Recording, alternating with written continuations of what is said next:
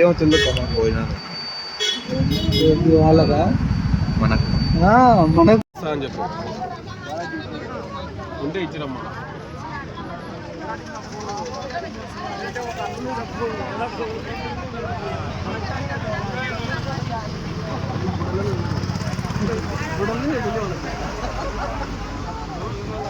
మొత్తం వీడియో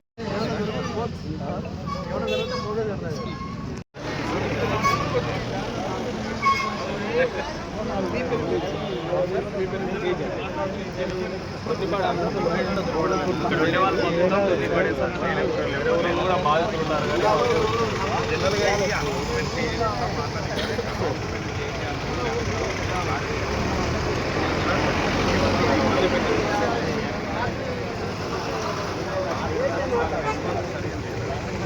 వాళ్ళు కూడా అదే రేపు కలెక్టర్ మేడం దగ్గర వెళ్తున్నాము, కలెక్టర్ మేడంతో మాట్లాడేస్తారు, మాట్లాడండి. ఆంధ్రప్రదేశ్ రాష్ట్ర ప్రభుత్వానికి, మన సీఎం గౌరవనీయులైన చంద్రబాబు నాయుడు సార్ గారికి, deputy CM Pawan Kalyan sir గారికి ఈ మీడియా ద్వారా మా దొన్నిపాడు గ్రామ ప్రజలకు సంబంధించిన అన్యాయం గురించి చెప్పడానికి మేము కలెక్టర్ ఆఫీస్ దగ్గరికి రావడం జరిగినది. మాకు 2023 ఆగస్టు నెలలో మా ఊరికి సంబంధించిన వీరారెడ్డి అనే పర్సన్ వాళ్ళ అల్లుళ్ళు కె రాజారెడ్డి, సింగతల మహేష్ రెడ్డి అనే వ్యక్తులు హైదరాబాద్లో health and wealth finance solution అనే సాఫ్ట్వేర్ కంపెనీని ఏర్పాటు చేయడం అని నమ్మవలకడం జరిగినది.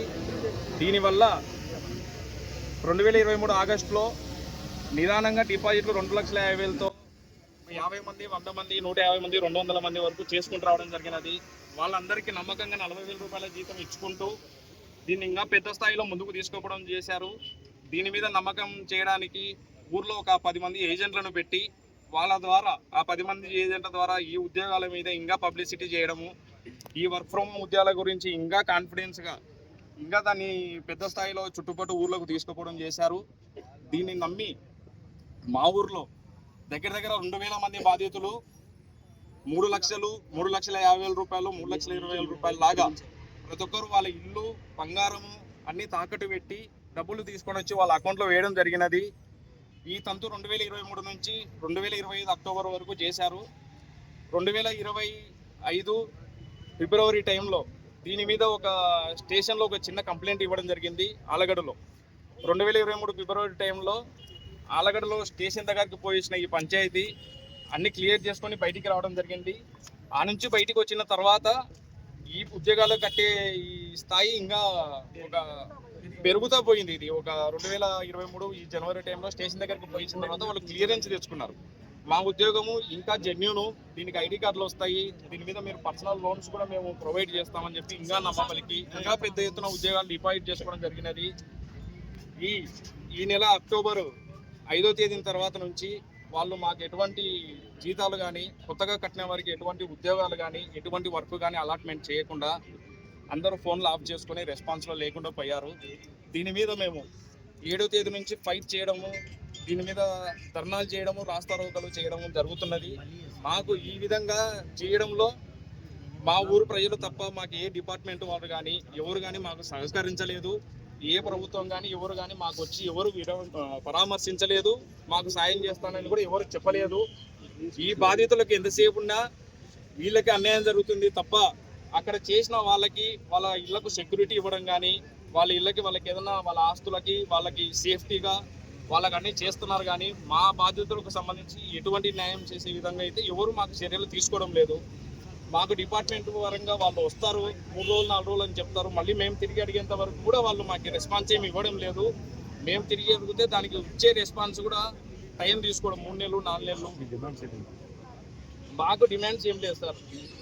మేము వాళ్ళకి త్రూ ప్రతి ఒక్కటి 3,50,000 రూపాయలు వాళ్ళ అకౌంట్లో మేము జప్తు చేసినాం. త్రూ డిపాజిట్ ప్రతి ఒక్కటి రికార్డెడ్ బ్యాంకింగ్ పరంగా జరిగింది.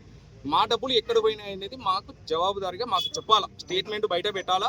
మేము కట్టిన డబ్బులు ఎవరిని క్యాష్ చేతికి ఇవ్వలేదు సార్, మొత్తం డిపాజిట్ చేసినాం. అది మేము సిఐ సార్ని, డిఎస్పీ సార్ని అడుగుతుంటే మాకు దాని స్టేట్మెంట్ ఇవ్వడం లేదు. ఇప్పుడు మా డబ్బులు త్రూ అకౌంట్ ద్వారా జరిగింది కాబట్టి బ్యాంకులో స్టేట్మెంట్ ఇస్తే వాళ్ళు ఏం చేసినారు, ఎక్కడ వాడుకున్నారు, ఎవరికి కొట్టారు, ఏం ప్రాపర్టీస్ కొన్నారు, ఏమనేది త్రూ నోటెడ్ ఉంటుంది కదా సార్. ఆ ఆడిటింగ్ లాగా మాకు మా డబ్బులలో ఏం చేశారు, వాళ్ళు ఎక్కడ వాడారు, ఏం చేశారు, దాన్ని ఏ విధంగా రికవర్ చేస్తున్నారు అని చెప్పాలి. మాకు ఎల్లనూరులో దీని మీద కేసు జరిగినప్పుడు అక్టోబర్ 4వ తేదీ అక్కడ ఉండే ఎస్ఐసార్ గారు 9,50,00,000 వరకు మీ అకౌంట్లో డిపాజిట్ ఉంది, ఈ డబ్బులు అతన్ని సీజ్ చేసి పెట్టామని చెప్పారు. ఇప్పటికి ఈ రోజు సార్, ఈ రోజు 31వ తేదీ కదా, ఇప్పుడు కూడా 9,50,00,000 చెప్తున్నారు తప్ప పైన రికవరీ ఇంత చేసాం అంత చేసాం అనేది ఇప్పుడు వరకు కూడా ఒక రూపాయి పెంచలేదు దాన్ని. మళ్ళీ డిపార్ట్మెంట్ వాళ్ళు ఈ 20 రోజులు ఏం చేస్తున్నది మాకైతే తెలియదు సార్. కనీసం మేము కట్టిన డబ్బులు, మాకు సంబంధించిన డేటా, ఆ స్టేట్మెంట్, మేము కట్టిన డబ్బులు అవి ఏమైనది అనేది మాకు జవాబుదారీతంగా, బాబు మీ డబ్బులు ఎక్కడికి పోలేదమ్మా, పలానా తోట ఇన్వెస్ట్ చేసినాడు, పలానా ఈ మార్కెట్లో పెట్టాడు, షేర్ మార్కెట్లో, లేదంటే పలానా చోట ఫిక్స్డ్ డిపాజిట్లు చేశాడు, పలానా చోట ప్రాపర్టీస్ కొన్నాడు, మీరు అందరూ అకౌంట్లోనే కట్టారు, ఆ అకౌంట్లో డబ్బులల్లా ఏమేం చేశాడు అనేది ఒక లిస్ట్ అవుట్ చేయాలి కదా సార్. మాకు ఆ డేటా స్టేట్మెంట్ల రూపంలో, ఇప్పుడు అతను ఏం చేసినా స్టేట్మెంట్ల రూపంలోనే కొనాలా. ఇప్పుడు మన బ్యాంకులో డిపాజిట్ చేస్తాం కాబట్టి ఆ బ్యాంకులో నుంచి అతను ఏం చేసినా ఆ అకౌంట్ రూపంలో నుంచి ట్రాన్స్ఫర్ చేయాలా, సెల్ఫ్ లేదంటే క్యాష్ విత్డ్రావల్ చేయాలా, లేదంటే ఇంకొకటి చేయాలా.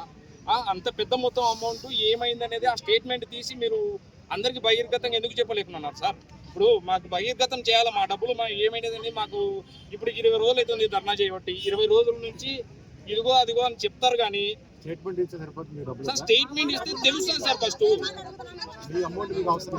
సార్ మా అమౌంట్ మాకు ఖచ్చితంగా కావాలా, ఆ అమౌంట్ ఎక్కడికి పోయినా అనేది ఆ రెస్పాన్స్ కూడా మాకు కనీసం తెలుసుకునే ఒక ఇది ఉంది కదా సార్. మాకు అమౌంట్ కావాలా. ఇప్పుడు మేము 20 రోజుల నుంచి ఫైట్ చేస్తున్నాము, అక్కడ ఉండే 9,50,00,000 సీజ్ చేసిన దానికి ఒక 50,00,000 పెరగలేదు సార్. ఏం చేస్తున్నారు సార్ 20 రోజుల నుంచి? మాకు డిపార్ట్మెంట్లో ఏం న్యాయం చేసినట్టు మాకు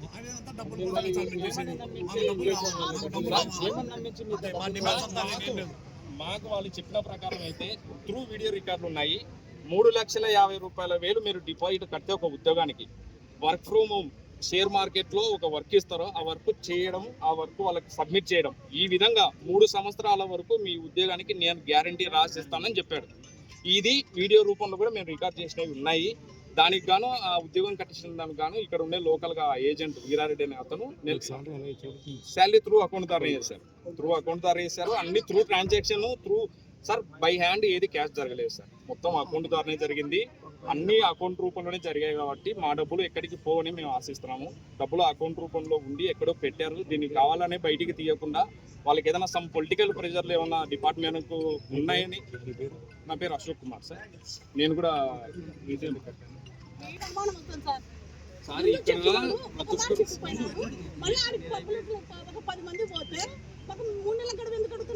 నేను రూపాయితో సహా ఇప్పించా, కావాలంటే రుద్రవరం మండలం కనుక్కోండి అని చెప్పాడు.